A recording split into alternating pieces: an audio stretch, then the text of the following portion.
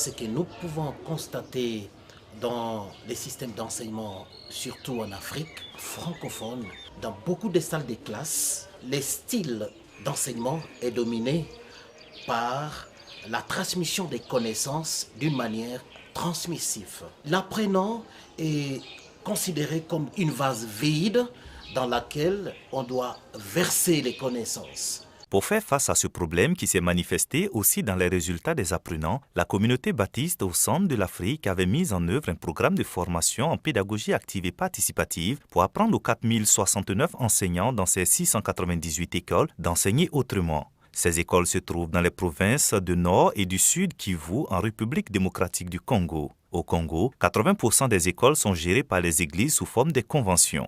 Le programme de formation enseignante est actuellement appuyé par Pain pour le Monde, une organisation de l'Église protestante en Allemagne. Eh bien, je vais vous dire que c'est depuis 2000 que le programme est né. Et c'était à partir d'un constat d'une baisse des niveaux que la coordination des écoles de la communauté baptiste au centre de l'Afrique avait adressé une demande de soutien à EED, c'est Evangelische Entwicklungsdienst à Bonn, et c'était pour soutenir le recyclage des enseignants. Quand la demande était arrivée, c'est M. Rudolph qui nous répond, il y a un pédagogue qui travaille déjà au Rwanda, c'est un pédagogue suisse, il a travaillé au Cameroun, est-ce que vous pouvez le rencontrer au Rwanda? Et je crois que c'est vers la fin de l'année 2000 que nous avons pu rencontrer le docteur Christian Gray, qui est ici à côté. C'est à partir de là que le programme est parti. Oui, effectivement, le projet est parti depuis l'Allemagne. Cependant, l'Allemagne voulait un projet à long terme, quelque chose de profond, quelque chose de stable. Les formations ont commencé en 2001. Et là, on a commencé avec une équipe qui a été formée par Christian Gray et Esther. Et cela a duré plus ou moins 4 ans pour la formation de formateurs. Et je dirais que c'est à partir des années 2005-2006 qu'on a mis des équipes de formateurs constituées à 4 cellules pédagogiques. Il fallait bien former des formateurs pour qu'ils soient capables de donner une formation de qualité. Et je trouve que c'est très très important de mettre vraiment l'accent sur la qualité et aussi l'indépendance, l'autonomie des formateurs. Ailleurs, il y a eu beaucoup de formations qui se sont données. Souvent, c'est des formations de 2-3 jours. C'est que des choses théoriques où les gens ne comprenaient rien. Et souvent, il n'y a pas le suivi. On forme les enseignants sur terrain. On les abandonne, on ne les suit même pas. Il y a beaucoup de projets comme ça que nous avons vraiment vus. La formation de la communauté baptiste a une durée de 3 semaines avec 2 semaines de théorie et 1 semaine de pratique accompagnée par les formateurs locaux. Cependant, la théorie est aussi enseignée d'une manière pratique avec les jeux de rôle et les travaux en groupe qui mettent les enseignants en position de leurs élèves. Et je vous demande une chose, parce que nous allons d'abord jouer à un jeu de rôle. Représentez-vous que nous sommes dans une classe. Vous jouez le rôle des élèves, il joue aussi le rôle de professeur. L'air tourne dans le sens des aiguilles d'une montre. Alors que autour de la basse pression, l'air tourne dans le sens contraire à celui des aiguilles d'une montre. Et dans l'hémisphère sud, c'est le contraire. Signifie autour d'une haute pression, une zone de haute pression, l'air tourne dans le sens contraire et autour de la basse pression, c'est dans le sens des aiguilles d'une montre. Et aujourd'hui, je voudrais avec vous étudier les villes situées au bord des rivières et des fleuves en Afrique et en Europe. Debout, croisez les bras. Brazzaville est située au bord de quel fleuve? Brazzaville est située sur Sur l'océan Atlantique.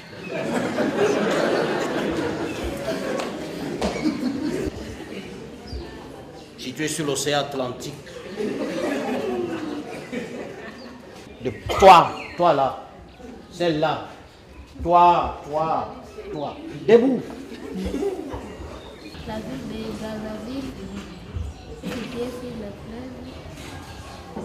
Et toi? Brazzaville est située au bord du fleuve. Et vous quatre ensemble? Qui te demande de t'asseoir? Vous quatre ensemble?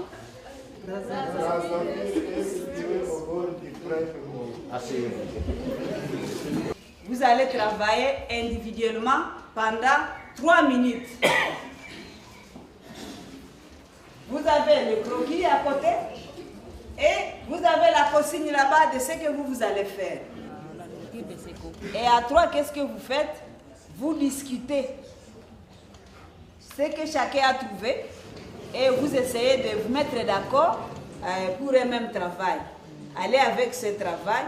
Maintenant, vous serez à 6, vous allez discuter pour vraiment associer correctement les éléments digestifs aux organes qui les sécrètent.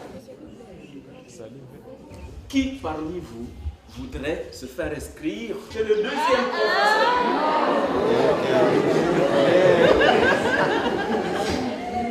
Qui parmi vous voudrait venir chez elle?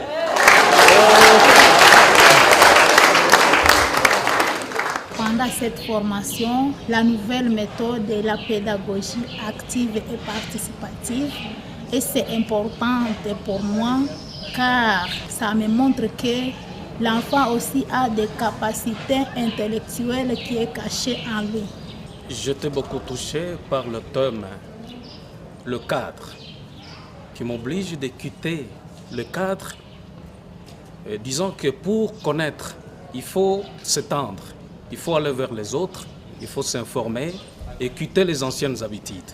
Je viens d'apprendre que l'enfant est au centre de son éducation. Même s'il est petit, il doit apprendre par des mouvements, par des jeux. Et je viens d'apprendre aussi la fabrication de différents matériels didactiques. Ça, c'est au niveau de la maternelle parce que l'enfant de l'école maternelle doit normalement voir pour bien capter et pour bien retenir.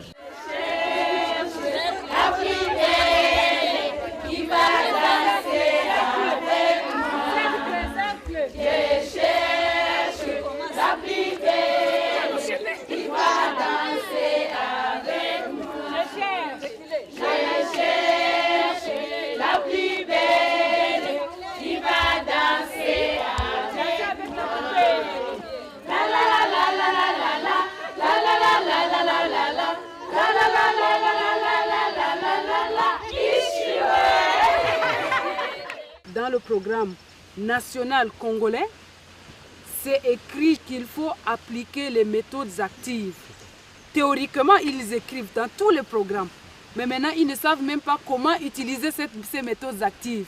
Le projet est basé sur la pédagogie active. Active, ça veut dire c'est Piaget, c'est Jean Piaget qui veut vraiment le constructivisme. Il faut que l'enfant apprenne à construire son savoir lui-même. Vient s'ajouter Vygotsky qui dit oui, c'est bien construire son savoir, mais Vygotsky met surtout l'accent sur le socio-constructivisme. La société doit se construire elle-même et pas simplement donner des documents, les apprendre par cœur, les réciter, ça ne suffit pas. Je crois que cette pédagogie active et participative qui commence à la maternelle, je crois que c'est la voie obligée pour les changements vers la démocratie, vers la tolérance, vers la résolution des conflits, surtout dans cette région où les guerres ont duré depuis des dizaines d'années. Nous avons besoin de cette pédagogie qui nous réconcilie. Il faut peut-être préciser que la pédagogie active et participative ne s'arrête pas seulement à la communauté baptiste au centre de l'Afrique. Dans nos formations, nous invitons les inspecteurs officiels, les gens des autres communautés, pour qu'ils viennent aussi suivre la pédagogie active et participative chez nous. Ils goûtent la pédagogie avec l'idée qu'ils peuvent aussi aller former les enseignants. C'est ça. Mais il faut aller au niveau de l'esprit. Mourir quelqu'un des savoirs, ou bien surtout d'une idéologie, d'une philosophie. C'est ça ce qu'on appelle aussi imprégnation. Cette formation aussi se différencie des autres formations parce qu'elle est holistique. Pourquoi? Parce qu'en fait, c'est comme un puzzle. Il y a beaucoup de thèmes en communication, beaucoup de thèmes en méthodologie, d'autres thèmes en psychologie, en psychopédagogie, qui ensemble, thème par thème, finissent par différencier justement notre didactique des autres didactiques. Pour que cet enseignement soit efficace, ce qui doit se passer à l'intérieur de l'enseignant, il faut un changement complet, un changement radical, pas simplement une connaissance théorique, mais qu'il soit capable de faire, un faiseur. Nous avons besoin des enseignants faiseurs. Là, je voudrais spécifier que ce que nous faisions, c'était, je peux dire, un jeu de rôle pour que les enseignants vivent ce qu'ils doivent aussi enseigner dans les différentes classes respectives. La façon dont les formateurs développent les thèmes, c'est vraiment la théorie que nous associons directement à la pratique. La formation en pédagogie active et participative jouit d'un véritable succès, semble-t-il. Mais est-ce qu'elle a des effets durables dans la vie scolaire au quotidien des enseignants et des élèves? Et quel est son impact réel sur les relations sociales à l'école et dans les familles des élèves et des enseignants?